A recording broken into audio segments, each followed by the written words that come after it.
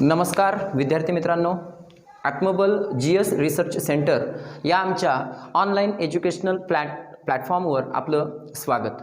बघा, आपली जे काही लेक्चर सिरीज सुरू आहे 10वीच्या सायन्स तसेच मॅथ्ससाठीचे, त्यामध्ये आपण आज सायन्स 2 मधील विज्ञान 2 मधील फर्स्ट चॅप्टर पहिला चॅप्टर जो आहे हेरिडिटी अँड इव्हॉल्युशन, अनुवंशिकता व उत्क्रांती हा चॅप्टर सुरू करत आहोत. बघा, हा चॅप्टर सुरू करण्या अगोदर आपण एक सगळ्यात महत्त्वाची जी गोष्ट करणार आहे, ह्या चॅप्टर संदर्भातच आपण मागील वर्षी माहिती घेतलेली होती.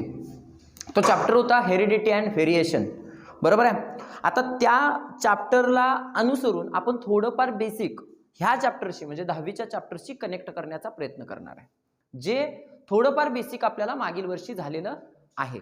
ठीक आहे. आता समजा आपलं घर आहे, घरामध्ये तुम्हाला माहिती आहे घरामध्ये विटा असतात. विटा बेसिक युनिट, घराचं बेसिक युनिट जर म्हटलं तर विट. का? विटेशिवाय घर बनू शकते का? नाही बनू शकत, बरोबर आहे. बेसिकली मग तुम्ही म्हणाल चिरा वापरला तर चिरा पण चालतोय, चिरा हे बेसिक युनिट झालं म्हणायचं. मग सेम तशा पद्धतीनं आपल्या ह्या पूर्ण शरीराचं जे बेसिक युनिट आहे, बेसिक युनिट ऑफ लाईफ आहे, ते काय आहे? सेल आहे. ओके, पेशी आहे. So basic unit of life काय आहे? सेल, पेशी. आपण याचा अभ्यास 8वी मध्येच केलेला आहे. 8वी मध्ये ह्या पद्धतीचा जो अभ्यास आहे सेल बद्दलचा तो झालेला आहे. त्यानंतर सेल मध्ये महत्त्वाचे कोणते कोणते पार्ट्स असतात सेलचा जर आपण विचार केला तर सेल मधला सगळ्यात इम्पॉर्टंट जो पार्ट आहे तो असतो तो म्हणजे न्यूक्लियस. समजा इथे मी असा न्यूक्लियस घेतला. ओके, न्यूक्लियस म्हणजे केंद्रक. ठीक आहे, लक्षात ठेवा. सेल आहे, सेलच्या बाहेरचा आपण असं म्हणूया सेल वॉल. सेल वॉल समजूया, सेल वॉल किंवा आपण पेशी द्रव्य पटल असं समजूया. ओके, त्यानंतर आतमध्ये न्यूक्लियस, मध्ये न्यूक्लियस समजूया बाहेरच्या बाजूला, आणि आतमध्ये जो लिक्विड पार्ट आहे त्याला समजूया सायटोप्लाझम आहे. ह्या 2-3 गोष्टी आपल्यासाठी क्लिअर आहेत. मध्ये न्यूक्लियस आहे, बाजूला सायटोप्लाझम आहे.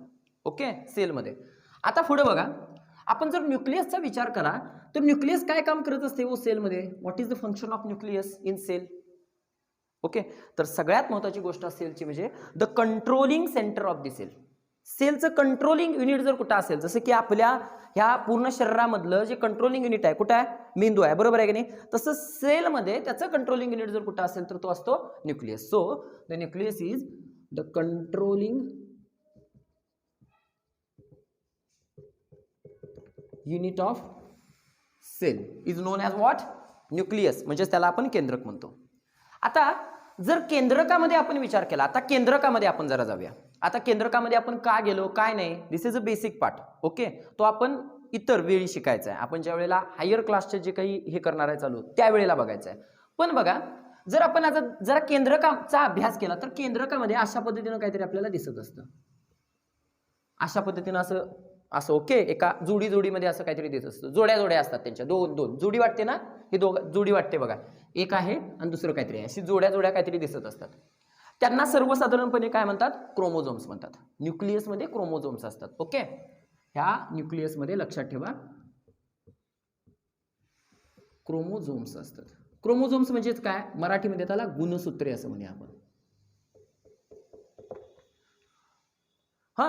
म्हणजे सर्वसाधारणपणे जर जनरली सांगायचं झालं तर गुणसूत्रे म्हणजे काय? बेसिकली असं म्हटलं जातं की आपल्याला माहिती आहे एका पिढीतनं गुण म्हणजे जे काही हे आहेत कॅरेक्टर्स आहेत ते दुसऱ्या पिढीत जात असतात, बरोबर आहे की नाही? समजा वडील आहे, वडिलांचे केस काहीतरी कुरळे आहेत आणि त्या मुलग्याचे पण होतात, ते कॅरेक्टर्स आहे ना काहीतरी, बरोबर आहे की नाही? ते कॅरेक्टर इकडनं तिकडं पास होतं. कुणामुळे असं समजूया आपण? ह्या क्रोमोझोम्समुळे, बरोबर आहे, म्हणजे गुणसूत्रामुळे. आणि हे जे क्रोमोझोम्स असतात हे क्रोमोझोम्स डीएनए पासून बनलेले असतात basically. Okay, chromosomes are made up of DNA. Okay, R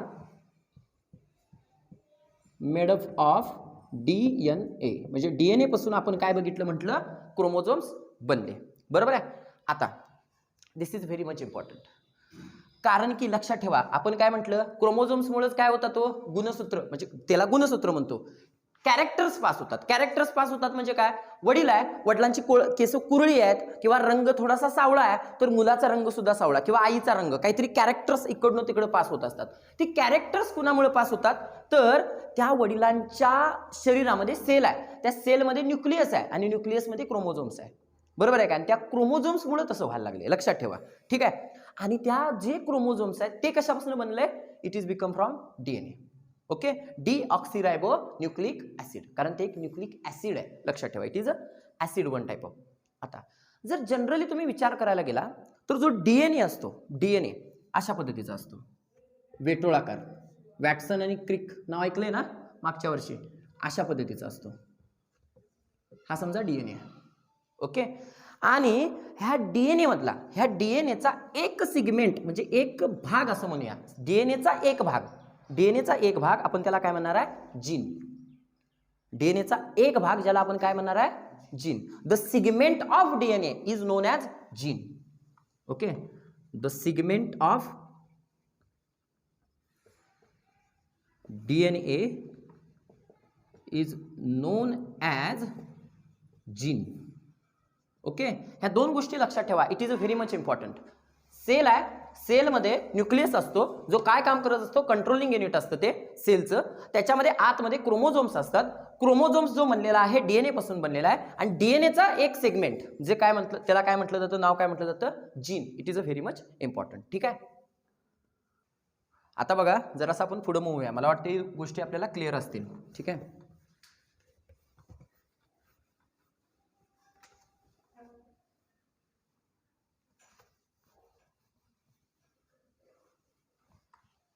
आता समजा मी एक मांजर घेतलं, इथं हे मांजर आहे समजा, दिस इज ओके, अरे हां, हे समजा मांजर आहे. ओके, हे मांजर आहे असं समजूया. आता ह्या मांजराकडे बघितल्यानंतर आपण म्हणतोय मिशी आहेत, त्याच्या समजा अशा लांब लांब मिशी आहेत. ठीक आहे, त्यानंतर त्याचे डोळे आहेत, जरा समजा घोरे डोळे आहेत. समजा त्याचं नाक आहे, जरा मोठं असं नाक आहे असं समजूया, मोठं नाक आहे. समजा त्याचं तोंड आहे, असं असं पसरलेलं तोंड आहे असं समजूया. म्हणजे काय, आपल्याला ह्या गोष्टी दिसतात, बरोबर आहे की नाही, डिटेक्ट होतात, डिटेक्ट होतात.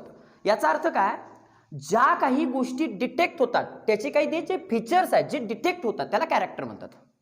त्यालाच काय म्हणतात, कॅरेक्टर. ज्या फीचर्स, जी त्याची वैशिष्ट्य, आपण म्हटलो ना, हे हे मिशी, तोंड, नाक, ही फीचर्स, त्याची वैशिष्ट्य जी आपल्याला डिटेक्ट होतात, दिसतात, त्यांनाच काय म्हणतात, त्याची कॅरेक्टर्स म्हणतात. ओके, आता कॅरेक्टर्स एकतर दोन पद्धतीचे असतील, एकतर हाय असतील किंवा लो असतील. म्हणजे काय, एक तर त्याची मिशी मोठी असेल नाही तर लहान असेल, बरोबर आहे की नाही. एक तर तोंड मोठा असेल नाही तर छोटा असेल, एक तर नाक मोठा असेल नाही तर लहान असेल, डोळे मोठा असतील नाही तर लहान असतील, बरोबर आहे की नाही. कॅरेक्टर्स मध्ये व्हेरिएशन असेल ना, कॅरेक्टर बदल असेल की नाही कॅरेक्टरमध्ये, लक्षात आलं का बघा. कॅरेक्टर म्हणजे काय, जे आपल्याला दिसते ते, याच्याकडे मी बघितलं, हा याच्याकडे असं असं दिसते, ते त्याची कॅरेक्टर्स झाली, कॅरेक्टरिस्टिक फीचर्स असं म्हणतात बघा. आणि त्या कॅरेक्टर्समध्ये काय ना काहीतरी बदल असतील, फरक असतील, बरोबर आहे की नाही, त्याला म्हणतात ट्रेट्स. त्याला बायोलॉजिकल लँग्वेज म्हणतात, मध्ये म्हणतात ट्रेट्स. ओके, जे काय आपल्याला फीचर्स असतात ना, जे काही त्याची वैशिष्ट्य असतात, ज्याला आपण कॅरेक्टर्स म्हटलो, त्या कॅरेक्टर्समध्ये जो काही चढ उतारपणा असतो त्याला आपण म्हटलं ट्रेट्स. ओके, आणि हे जे ट्रेट्स असतात वर किंवा खाली, बरोबर आहे की नाही, बदल, हे ट्रेट्स कंट्रोल करतं जीन. ह्या ट्रेट्सना कोण कंट्रोल करतं, जीन. म्हणजे बेसिकली जर म्हणायला गेलं तर ह्याच्यातले जे काही कॅरेक्टर्स आहेत ह्या मांजरातले, ते घवरं होणार, मोठ्या डोळ्याचं होणार, लांबड्या मिशीचं होणार, हे जे सगळं कॅरेक्टर्स आहेत इनडायरेक्टली कंट्रोल कोणी केलेलं आहे, तर ह्याच्या पेशीमध्ये, सेलमध्ये असणाऱ्या जीन्सनं. आणि जीन कुठं आहे, आताच सांगितलं मी, न्यूक्लियसमध्ये क्रोमोझोम्स आहेत. क्रोमोझोम्स कशासनं बनल्यात, डीएनए मध्ये, आणि डीएनएचा एक सिगमेंट कोण आहे, जीन. आणि त्या जीएनए मुळेच, जीनमुळेच, त्या जीनमुळेच ह्याची कॅरेक्टर्स ठरल्यात, की असे असे आहेत ते, हे लक्षात ठेवा. ओके, ठीक आहे. आता पुढे जरा बघा, आपण सर्वसाधारणपणे जे काही क्रोमोझोम्स म्हणतो, म्हणजे गुणसूत्रे, सर्वसाधारणपणे जर विचार केला तर अशी जोडी नसतात. असे एकत्रित असतात, बरोबर आहे की नाही? त्याला आपण सिस्टर क्रोमोझोम्स म्हणूया. सिस्टर, दोघे एकमेकांच्या मैत्रिणी असतात. हां, हा एक क्रोमोझोम्स आहे, हा एक क्रोमोझोम्स आहे. कशा असतात? जोडीनं असतात, एकटा फिरत नाही. ठीक आहे. दुसरी गोष्ट, पेयर्समध्ये उपलब्ध असतात. म्हणजे कशा असतात? पेयर्समध्ये. आणि ते पेयर्समध्ये असतात म्हणूनच त्यांना होमोलोगस क्रोमोझोम्स असं म्हणतात. कधी पण कशा असतात? पेयर्समध्ये असतात ना, हे असतात ते क्रोमोझोम्स असतात ते, म्हणून त्यांना होमोलोगस क्रोमोझोम्स असं म्हणतात. जरा समजून घ्या, लक्षात ठेवा. काही नाही आहे, न्यूक्लियसमध्ये क्रोमोझोम्स आहेत जे कसे आहेत? जोडी फिरतात. हा एक आहे समजा, हा दुसरा आहे, जोडी नाहीत, एकटा फिरत नाही, म्हणून त्यांना सिस्टर क्रोमोझोम्स किंवा होमोलोगस क्रोमोझोम्स असं म्हटलं जातं. बस, ओके, इतकंच आहे.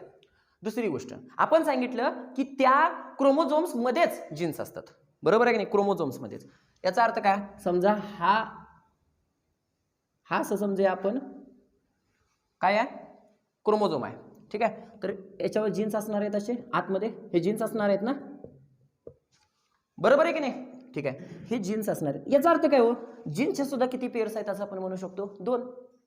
जीनची सुद्धा पेअर आहे की नाही? जीनची सुद्धा एक पेअर तयार होते, लक्षात ठेवा. याचा अर्थ आहे की हे जे जीन्स आहेत ते सुद्धा इन पेअर. कशा असतील? ते सुद्धा पेअरमध्ये असतील, जोडीनं असतील. म्हणजे क्रोमोझोम्स पण पेअरमध्ये आहेत आणि त्या क्रोमोझोम्समध्ये जीन्स आहेत ते पण कशामध्ये आहेत? पेअर्समध्ये आहेत. जे काय ठरवणार आहेत? तुमचे कॅरेक्टर्स ठरवणार आहेत. ते ठरवणार आहेत तुम्ही कसे आहे ते, लक्षात ठेवा. म्हणजे कसं? हा एक जीन आहे, हा एक जीन आहे, तुमची उंची ठरवणार. हा एक जीन आहे आणि हा एक जीन आहे, तुमची उंची ठरवणार. हा एक जीन आहे आणि हा एक जीन आहे, तुमच्या केसांची रचना ठरवणार. म्हणजे ह्या जीनवर समजा इन्फॉर्मेशन आहे कसली, समजूया असं बेसिकली की ह्याच्यावर कसली आहे इन्फॉर्मेशन? तुमच्या कुरळ्या केसांची, याच्यावर आहे सरळ केसांची. अशा पद्धतीने लक्षात आलं ना? ठीक आहे. म्हणजे ह्याचा अर्थ असा आहे, तुमची जी कॅरेक्टर्स आहेत ती कॅरेक्टर्स पेअर ऑफ जीन्सनं काय केलेले आहेत? कंट्रोल केलेले आहेत. पेअर ऑफ जीन्सनं, एका जीननं नाही, पेअर ऑफ जीन्सनं, 2 जीन्सनं मिळून तुमचे कॅरेक्टर्स कंट्रोल केलेले आहेत, हे लक्षात ठेवा. ठीक आहे. आणि जीनच्या ह्या पेअरलाच, जीनची जी काही पेअर असते त्या क्रोमोझोम्समध्ये त्यालाच ॲलिल्स असं म्हणतात. ठीक आहे, ॲलिल्स असं म्हटलं जातं, लक्षात ठेवा. पेअरला, ओके, जी क्रोमोझोम्समध्ये आहे. ठीक आहे. आता आपण जर का मानवी शरीर बघितलं तर त्याच्यामध्ये ट्रिलियन्स ऑफ सेल्स असतात, म्हणजे कितीतरी पेशी असतात, बरोबर आहे ना? अशा कोट्यावधी सेल्स असतात, बरोबर आहे? असं आपण सर्वसाधारणपणे ट्रिलियन्स ऑफ सेल्स असतात. आणि त्या प्रत्येक सेल्समध्ये काय असणार आहे? क्रोमोझोम्स असणार आहेत. कितीतरी सेल्स आहेत आणि त्या प्रत्येक सेल्समध्ये क्रोमोझोम्स असणार आहेत, लक्षात ठेवा. ठीक आहे. मानवाच्या ज्या सेल्स आहेत त्या सेलमध्ये, प्रत्येक सेलमध्ये तर क्रोमोझोम्स असणार आहेत. आणि मानवाच्या शरीराचा विचार केला तर माणसाच्या सेलमधल्या प्रत्येक सेलमध्ये, एका सेलमध्ये एकूण 46 क्रोमोझोम्स असतात. किती? 46 क्रोमोझोम्स, 46 क्रोमोझोम्स असतात. आणि आपण आता मगाशीच सांगितले, जे क्रोमोझोम्स असतात ते कसे असतात? पेयर्समध्ये असतात. मग 46 क्रोमोझोम्स आहेत आणि जे पेयर्समध्ये असणार आहे त्याचा अर्थ ते पेयर्स किती करतील तयार? 23 पेयर्स, 23 पेयर्स, 23 जोड्या, 23 जोड्या तयार करतील, लक्षात ठेवा. ह्यूमन सेल आपण म्हटली, ह्यूमन सेलमध्ये 46 क्रोमोझोम्स असणार आहेत ज्या 23 पेयर्स तयार करणार आहेत, लक्षात ठेवा. This is a basic information which is very much important for our next point, our next part of this chapter. Okay, ठीक आहे. आता एक सगळ्यात महत्त्वाची गोष्ट आपण बघितली ती क्रोमोझोम्समध्ये DNA असतात, बरोबर आहे की नाही? Chromosomes is made up of DNA पासूनच ते बनलेले असतात. म्हणजे ह्याचे जसे क्रोमोझोम्स असे एक असं पण आपण एक धागा आहे आणि धाग्याला जे स्ट्रेन्स असतात, स्ट्रेन्स म्हणजे धागा असतो, हा समजा एक धागा आहे असा, ठीक आहे. आणि धागा आपण जर बघितला तर कापसाच्या बारक्या स्ट्रेन्स पासून असा हे करून बनवलेला असतो. त्या स्ट्रेन्स म्हणजे DNA म्हणूया, बरोबर आहे का? ते स्ट्रेन्स म्हणजे DNA, त्याचे लक्षात येते ना? ओके.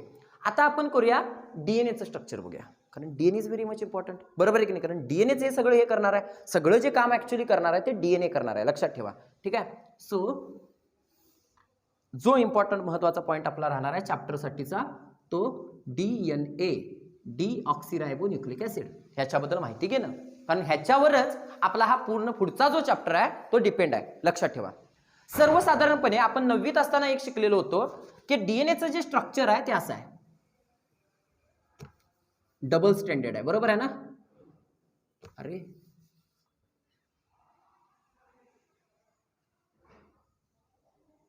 आहे का असं? डबल स्ट्रँडेड आहे. अशा पद्धतीने आपण डीएनएचं स्ट्रक्चर बघितलेलं होतं. समजा डीएनएला मी ओपन केला, ह्याला समजा ओपन केला, ते एकामेकात हे झाले, ते बाजूला केली तर असं शिडी सारखं स्ट्रक्चर येणार.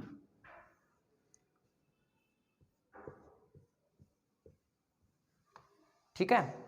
आणि हा जो संपूर्ण डीएनए असतो, हा जो संपूर्ण डीएनए बनलेला आहे, दिस डीएनए, हा डीएनए 3 प्रकारच्या मोलिक्युल्स पासून बनलेला असतो. म्हणजे डीएनए कशापासून बनलेला असतो? 3 मोलिक्युल्स बनलेला असतो. मोलिक्युल्स पासून डीएनए मोलिक्युल्स बिकम्स फ्रॉम, बघा हा जो डीएनएचा मोलिक्युल्स आहे, मोलिक्युल्स बिकम्स फ्रॉम कशापासून बनलेला आहे? बघा एक व्हेरी मच इम्पॉर्टंट. ओके, कशापासून बनलेला आहे हा डीएनए जो बनलाय तो? एक ते म्हणजे पेंटोज शुगर. काय? Pentose sugar. Okay, pentose sugar. Okay. 2 phosphate. काय? फॉस्फेट. फॉस्फेट. आणि 3 तिसरं जे आहे ते म्हणजे नायट्रोजन बेस. Nitrogen base. ह्या 3 पासून लक्षात ठेवा काय बनलेला आहे आपला डीएनए बनलेला आहे. ओके, डीएनएचा मोलिक्युल बनलेला आहे. ओके, हे लक्षात ठेवा. आता जरा बघा, आपण डीएनएला अशा पद्धतीने सोडवला, बरोबर आहे, ओपन केला. आता ह्याचं नेमकं स्ट्रक्चर कसं असतं ते जरा आपण बघूया, जे आपण मागील वर्षी ऍक्च्युअल मध्ये बघितलेलं आहे. ओके, बघा दिस इज डीएनए जो आपण ओपन केलेला आहे. ओके, ही त्याची, आता डीएनए जर विचार केला तर पहिल्यांदा त्याला 2 साइड्स आहेत, बरोबर. मी ओपन केलेला 2 साइड्स आणि मध्ये काहीतरी आहे, लक्षात ठेवा. आता तिचे आपण पहिली ही साइड घेऊया, ही साइड पहिली एक साइड घेऊया. ही त्याची जर एक साइड बघितली तर एक साइड कशी बनलेली असते बघा. समजा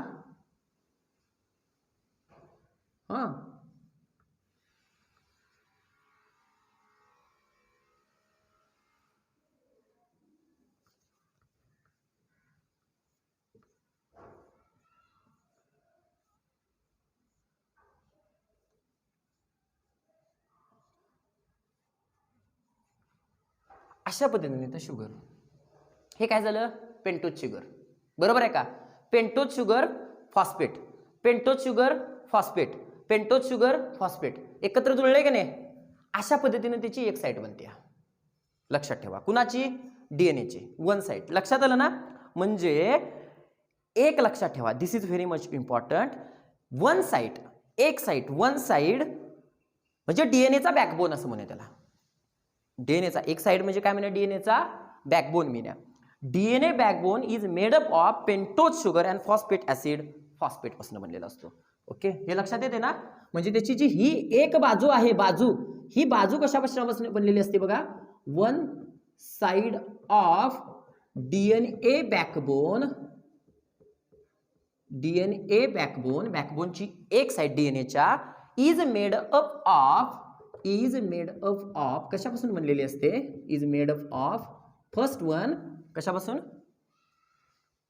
पेंटोज शुगर, पेंटोज. ठीक आहे, पेंटोज शुगर आणि 2 फॉस्फेट पासून बनलेले आहे का? फॉस्फेट पासून. क्लिअर आहे? इथपर्यंत काय प्रॉब्लेम आहे कुणाला? नाही आहे. दुसरी गोष्ट, आता ही जी दुसरी बाजू आहे, दुसरी बाजू ती सुद्धा सेम पेंटोज शुगर आणि फॉस्फेट पासून बनलेली असते. ती सुद्धा सेम पेंटोज शुगर आणि फॉस्फेट पासून बनलेली असते, पण तिचा सिक्वेन्स उलट असतोय. सिक्वेन्स फक्त उलट असतोय. आता सिक्वेन्स कसा उलट असतोय? फॉर उदाहरणात सांगतो. समजा इथं समजा पेंटोज आहे, तर खाली हे असेल, कळालं का? बघा शुगर मी सहज जोडतो.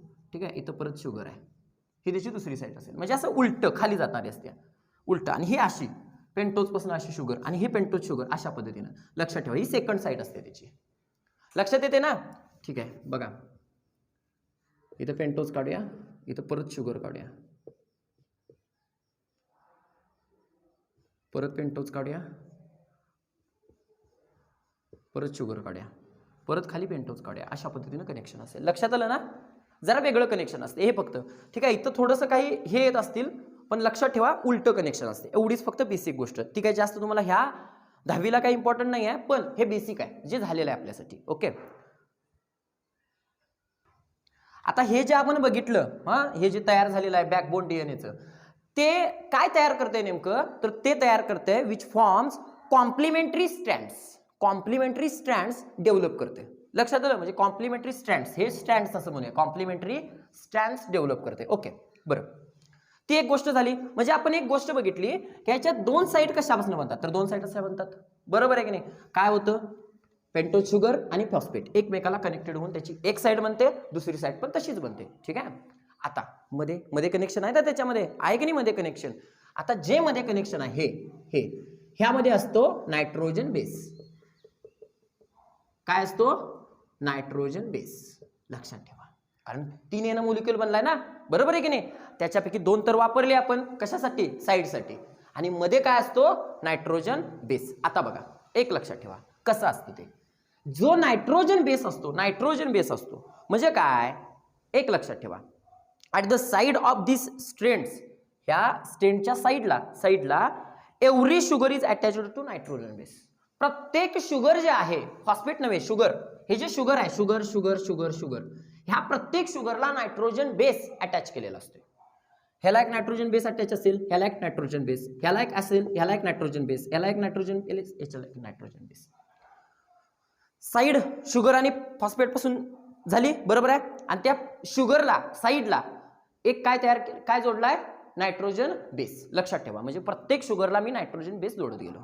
ठीक आहे, इथपर्यंत क्लिअर आहे. ओके, दुसरी महत्वाची गोष्ट, जो नायट्रोजन बेस असतो त्याच्या मागील वर्षी आपण बघितलेला आहे 4 प्रकार आहेत. नायट्रोजन बेस किती आहेत? 4 आहेत. There are 4 types of nitrogen base. कुठं असतात ते, कशात असतात? इन द डीएनए मध्ये. जे कशाला कनेक्टेड असतील, त्या पेंटोज शुगरला. पेंटोज शुगरला कनेक्टेड असतील कोण? Nitrogen base. जे किती प्रकारचे असतात? 4 प्रकारचे. Okay, nitrogen base. ओके, त्याच्यातला पहिला आहे तो म्हणजे ॲडेनिन. ॲडेनिन ए. बघा, पहिला जो आहे तो कुठला आहे? ॲडेनिन. दुसरा कुठला आहे? ग्वानाइन किंवा ओके, जरासं प्रोनाउन्सिएशन म्हणजे हे होत असेल, किंवा guanine. Okay, GUANINE, guanine. G, हा दुसरा असतो. तिसरा असतो सायटोसिन. Cytosine C. आणि चौथा असतो तो म्हणजे थायमिन टी. हे 4 नायट्रोजन बेस असतात. लक्षात आलं का? बघा, मी काय म्हटलं, शुगरला कनेक्टेड असतात ना ते, आणि त्याचे किती असतात ते? 4 नायट्रोजन बेस असतात. आता एक लक्षात ठेवा, हे जास्त हे होत आहे, पण हे ॲडेनाइन आणि ग्वानाइन जो आहे तो दोघं एकत्रित मिळून प्युरिन्स बनवतात. काय बनवतात? प्युरिन्स तयार होतात. प्युरिन्स म्हणजे ते एकमेकाला कनेक्टेड असतात 2 रिंग्स मध्ये. ओके, आणि हे जे सायटोसिन्स आणि थायमिन आहे, हे दोघं जण मिळून पायरिमायडिन्स बनवतात, कारण ते एकाच कनेक्शननं कनेक्टेड असतात. अशा पद्धतीनं. बरं, जास्त हे नको, आपण एक लक्षात ठेवा, किती बेस आहेत नायट्रोजन बेस? 4. लक्षात आलं? ठीक आहे, एवढी तर गोष्ट क्लिअर आहे. ठीक आहे, ओके. आता बघा, आपण बघितले 4 नायट्रोजन बेस आहेत. मी इथं लिहून घेतो ते, ॲडेनिन, ग्वानाइन, सायटोसिन आणि थायमिन. ठीक आहे, 4 आहेत, लक्षात ठेवा. आता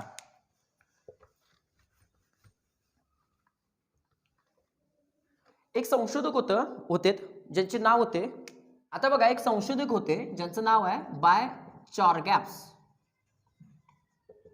रूल. त्यांनी काय सांगितलं? Simple, very good. Okay, simple काय? बघा, त्यांनी एक गोष्ट सांगितली की फर्स्ट रूल सांगितला, ॲडेनिन जे आपण हे पहिलं बघितलेलं आहे, ॲडेनिन. ओके, सॉरी, बघा, एक डायरेक्टली लिहितो मी, हे लिहायची गरज नाही. ॲडेनिन, हा जो ॲडेनाइन असतो, हा ॲडेनाइन ओनली पेअर्स विथ, तो फक्त पेअर्स कुणाबरोबर करतो? थायमिन बरोबर. ओनली पेअर्स विथ कुणाबरोबर? थायमिन. म्हणजे ॲडेनाइन पेअर्स विथ थायमिन. कुणाचा रूल आहे? ह्या संशोधकाचा रूल आहे. थायमिन बरोबर ॲडेनाइन पेअर्स करेल, आणि पेअर करणार आहे म्हणजे जोडी तयार करणार आहे, आणि जोडी तयार करत असताना तो हायड्रोजनचे 2 बॉन्ड तयार करतो मध्ये. किती बॉन्ड तयार करतो हायड्रोजनचे? 2 बॉन्ड्स तयार करतो. याचा अर्थ आहे समजा ह्या शुगरकडं ॲडेनिन नायट्रोजन बेस आहे आणि ह्याच्याकडे जरा इथं वर घेतो. ओके, इथं शुगर आहे, ह्याच्याकडे कुठला आहे? थायमिन आहे. तर या दोघांच्या मध्ये हे सरळ दाखवायला पाहिजे. ओके, दोघांच्या मध्ये कुठला बॉन्ड असेल? हायड्रोजन बॉन्ड असेल. म्हणजे शुगर आहे, शुगरच्या जवळ काय आहे? नायट्रोजन बेस आहे आणि नायट्रोजन बेस एकमेकाला कशाने जोडलेले आहेत? हायड्रोजन बॉन्डने जोडलेले आहेत. लक्षात ठेवा, this is a structure of DNA. Okay, दुसरा रूल असं सांगतोय कुणाचा? शॉरगॅप्सचा. This is a double hydrogen bond. Double hydrogen bond. Okay, आणि हे काय आहेत? 2 नायट्रोजन बेस आहेत जे कुणाला कनेक्ट होतील? शुगरला. ओके, त्याचा दुसरा रूल असं होतोय ओनली हे ग्वानाइन आणि हे सायटोसिन ते दोघं एकमेकाला कनेक्टेड होतील. लक्षात आलं का बघा? म्हणजे ग्वानाइन ओनली पेअर्स विथ, फक्त त्याच्याबरोबरच तो पेअर होईल, दुसऱ्या कुणाबरोबर पेअर होणार नाही. ग्वानाइन म्हणजे G is only pairs with what? C म्हणजे सायटोसिन. ठीक आहे, आणि दोघांच्या मध्ये, ह्या दोघांच्या मध्ये जे कनेक्शन तयार होईल ते 3 हायड्रोजन बॉन्ड्स तयार होतील. 3. Okay, this is 3 hydrogen bonds. Hydrogen bonds. लक्षात ठेवा, it is a very much important. It is a structure of what? DNA. डीएनएचं स्ट्रक्चर आहे. लक्षात ठेवा, हे जरा सरळ जर काढलं, समजा इथं आता समजा ग्वानाइन आहे आणि इथं समजा सायटोसिन आहे. ठीक आहे, तर ह्या तिघांच्या मध्ये कुठलं स्ट्रक्चर येईल? Hydrogen bond. 3 हायड्रोजन बॉन्ड्स येतील. समजा इथं परत इथं शुगर घेऊया, इथं समजा परत मी टी घेतला, इथं थायमिन घेतला आणि इथं ॲडेनाइन घेतला, तर दोघांच्या मध्ये बरोबर आहे ना? 2 काय असतील? हायड्रोजन बॉन्ड्स असतील. ओके, पण हेच दोघं एकमेकाला कनेक्टेड होऊ शकतील आणि हे दोघं एकमेकाला कनेक्टेड होऊ शकतील, हा या संशोधकानं आपल्याला सांगितलेला आहे. दिस इज अ बेसिक, आणि हे जे बेसिक आहे आपण मागील वर्षी बघितलेलं आहे. ओके, आता जर बघा ह्यामध्ये 2 गोष्टी आपण बघितल्या. हे जे शुगर आहे, शुगर हे पुस्तक, हे समजलं ना? काय अडचण नाही. ठीक आहे,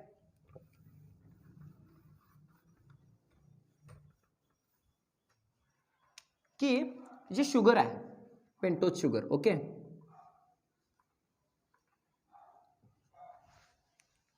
त्या शुगरला काय कनेक्ट झालेला होता?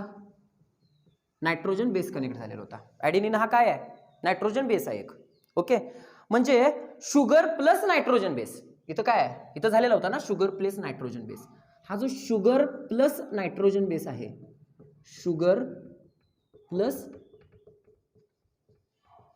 नायट्रोजन बेस जो आहे त्याला न्यूक्लिओसाइड असं म्हणतात. त्या दोघांना मिळून एकत्रितरित्या काय म्हणतात? न्यूक्लिओसाइड. ठीक आहे, झालं. आणि आपण ह्या शुगर मध्येच आता हे न्यूक्लिओसाइड तयार झाला, हे न्यूक्लिओसाइड तयार झाला, ह्याच्यामध्ये आपण काय कनेक्ट करतोय?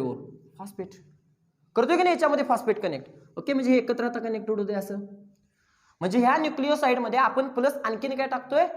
फॉस्फेट टाकतोय, आणि त्यावेळेला ते तयार होतंय न्यूक्लिओटाइड. न्यूक्लिओटाइड लक्षात ठेवा. म्हणजे न्यूक्लिओसाइड मध्ये ज्या वेळेला आपण फॉस्फेट टाकतोय त्यावेळेला तयार काय होतं? न्यूक्लिओसाइड न्यूक्लिओटाइड तयार होतं. झालं, न्यूक्लिओटाइड तयार झालं. आता हे एक न्यूक्लिओटाइड तयार झालं, बरोबर आहे की नाही? आता हे एक न्यूक्लिओटाइड कोणत्या नायट्रोजन बेसमुळे, कुणामुळे तयार झालं? ॲडेनिन मुळे तयार झालं, बरोबर आहे की नाही? म्हणजे याला आपण ॲडेनिन न्यूक्लिओटाइड असं म्हणू शकतो का? म्हणू शकतो. नाव त्याचं ॲडेनिन न्यूक्लिओटाइड म्हणू शकतो.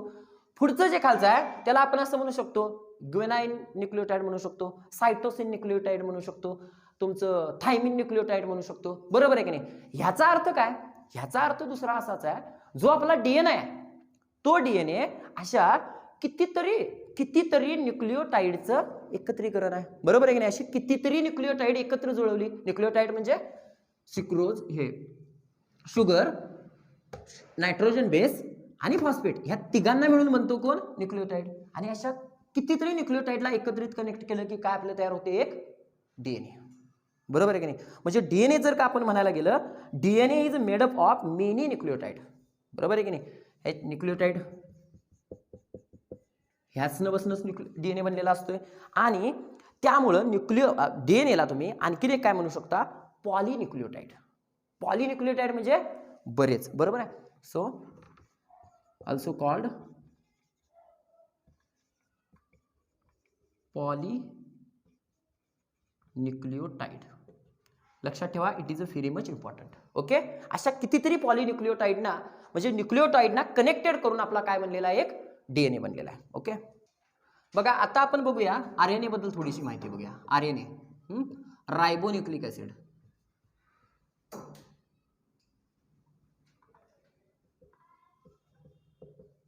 रायबोन्यूक्लिक ऍसिड, ठीक आहे, सी आहे बरं का, रायबोन्यूक्लिक ऍसिड. ओके, आता बघा DNA आपण बघितलं डबल स्ट्रँडेड आहे, म्हणजे असं, बरोबर आहे की नाही, एक असं गुंतवलं टाकलेलं. आणि जे RNA आहे, RNA एक लक्षात ठेवायचं, it is a second important nucleic acid in the cell. म्हणजे सेलमध्ये असं समजूया, सेलमध्ये न्यूक्लिक ऍसिड दोन असतात असं समजूया. सेलमध्ये दोन प्रकारचे न्यूक्लिक ऍसिड्स असतात, एक म्हणजे DNA आणि दुसरा म्हणजे इम्पॉर्टंट कोण, RNA. समजलं.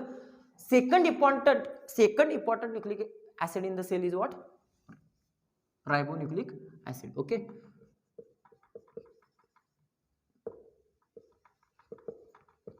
सेकंड इम्पॉर्टंट, सेकंड IMP असतं ते. बरं, जर का तुम्ही RNAच्या स्ट्रक्चर बद्दल विचार केला, RNAचं स्ट्रक्चर कसं असते ते जर बघितलं तर ते फक्त असं असते, डबल स्ट्रँडेड नसते, एकच हे असते त्याला, ठीक आहे, अशा पद्धतीनं असं काहीतरी असतं. आणि हे जे RNA असतो, हा RNA सुद्धा तीन गोष्टीपासून बनलेला असतो, which is made up of one, first sugar,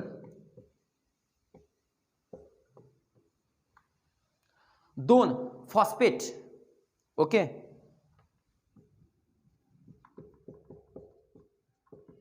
आणि तीन four type of nitrogen base,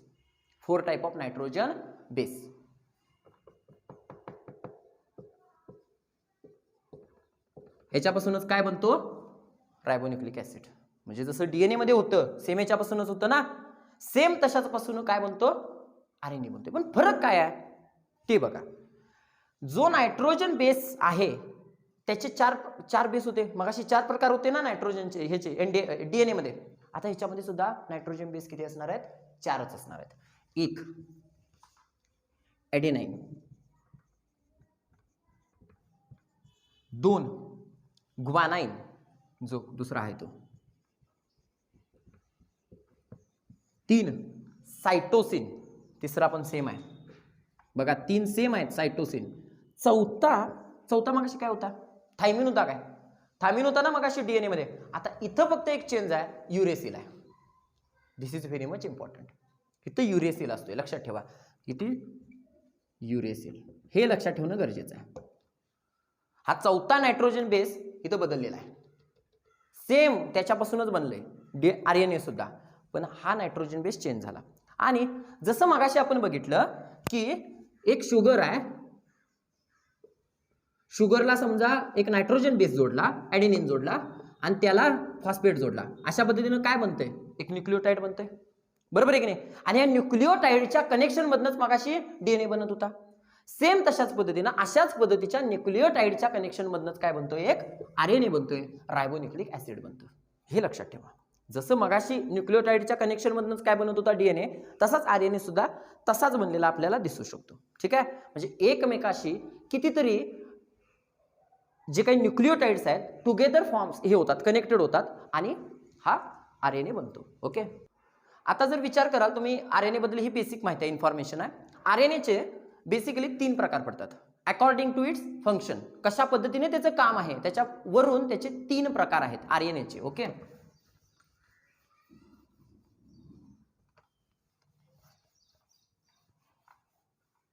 बघा RNAचे 3 हे बघितले आपण, 3 प्रकार पडणार आहेत. एक mRNA, हा दुसरा असतो तो म्हणजे rRNA, आणि तिसरा असतो तो म्हणजे tRNA. असे 3 प्रकार. हां, कुणाचे? RNAचे. दिस इज मॅसेंजर RNA. लक्षात ठेवा, this is what? Messenger RNA.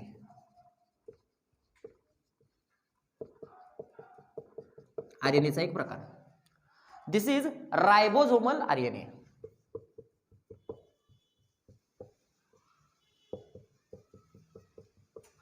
आणि थर्ड वर ट्रान्सफर RNA. लक्षात ठेवा, ट्रान्सफर RNA. आता सर्वसाधारणपणे आपण या तिघांची माहिती बघणार आहे, काहीच प्रॉब्लेम नाही. तिघांचं नेमकं काय फंक्शन चालतंय त्या गोष्टी बघणार आहे, पण त्या हळूहळू बघणार आहे. म्हणजे हां बाबा, इथं हा काम कोण करतोय? mRNA करतोय. मग mRNA काय करत असेल ते त्यावेळी बघत जाणार आहे. ठीक आहे. mRNAचं बेसिकली जर हे असेल तर असं असतं, स्टँडर्ड लाईक आकार त्याचा. ठीक आहे. mRNAचा, मॅसेंजर RNAचा. रायबोझोमल RNAचा सर्वसाधारणपणे असा धरूया, असा एक गट्ट्यासारखा. ओके. आणि ह्याचा ट्रान्सफर आहे, काहीतरी मेसेज ट्रान्सफर करणारा किंवा ट्रान्सफर करणारा काहीतरी अशा पद्धतीचा.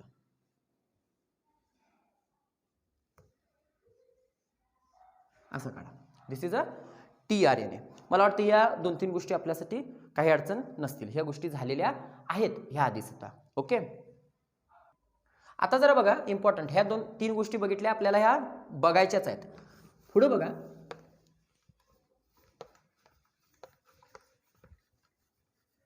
आपण ह्याच्या आधीच्या पॉइंटमध्ये बघितलेला आहे की जो जीन्स असतो, जीन, बरोबर आहे की नाही, तोच काय करतोय? वो कॅरेक्टरना कंट्रोल करतोय. बरोबर आहे की नाही? जीन जो असतोय तोच कंट्रोल करतोय कॅरेक्टर. आता पुढे हा जो जीन असतोय म्हणजे तुमच्या ज्या क्रोमोझोम्स मध्ये आतमध्ये, हा नेमका कॅरेक्टरला कंट्रोल कसा करतोय? कसा कंट्रोल करतोय? तर तो जीन कॅरेक्टरला कंट्रोल करतोय. फॉर दिस, कॅरेक्टरला कंट्रोल करण्यासाठी तो प्रोड्यूस करतोय प्रोटीनचं. काय करतोय? कशाचं प्रोडक्शन करतोय? प्रोटीनचं. म्हणजे जीनला काय काम करायचं आहे? कॅरेक्टर कंट्रोल करायचं आहे. त्यासाठी हा जीन काय करणार? Produce protein. बरोबर आहे? समजलं ना? Produce protein. आणि हे जे प्रोडक्शन ऑफ प्रोटीन आहे त्याच प्रोसेसला म्हणतात प्रोटीन सिंथेसिस.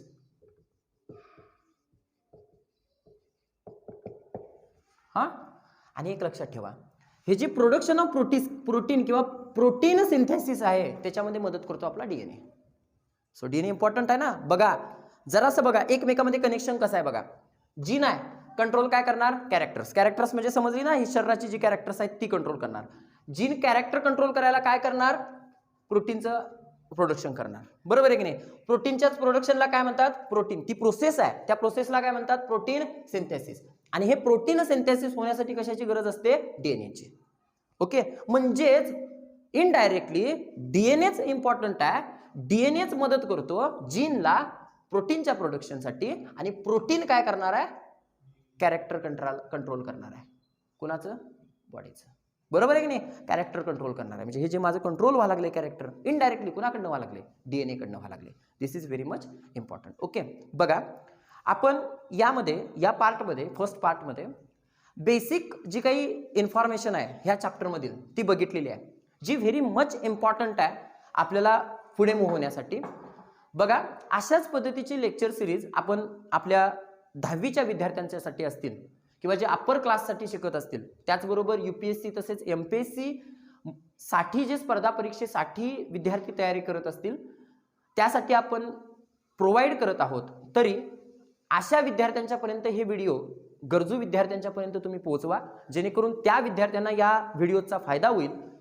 त्याचबरोबर आमच्या चॅनलला शेअर करा, लाईक करा, त्याचबरोबर सबस्क्राईब करा. धन्यवाद.